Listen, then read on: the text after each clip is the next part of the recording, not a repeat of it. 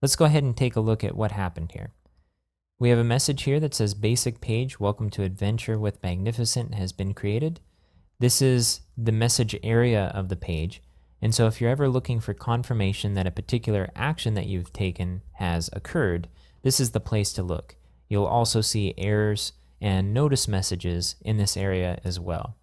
And this location can vary from theme to theme. We have our title here, and then we have our content as well. So we're getting close. The URL, if we look at it up here, is /node/1. Now we haven't come across this word node before in these videos, so let's take a minute and wrap our minds around what node means. In the context of Drupal, node is usually synonymous with a piece of content. So the page that we just created is considered a node. But if you remember when we went to the create content page, let's go ahead and go there. I'm going to click the add content link in our shortcut bar. We saw that there's two options, article and basic page. These are two different types of content, but they are both nodes. Now there's other content on your site as well that aren't nodes, and so this is why the term content is a little bit tricky. It can be ambiguous because it doesn't necessarily mean node all of the time.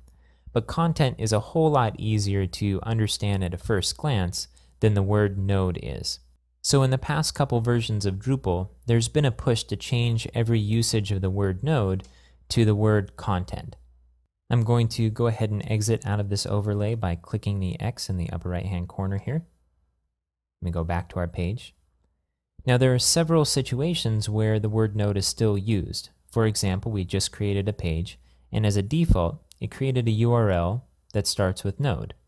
So it's important to understand as you come across this word, which is also used extensively in documentation as well as discussions on Drupal.org, since node is the traditional term for these pieces of content.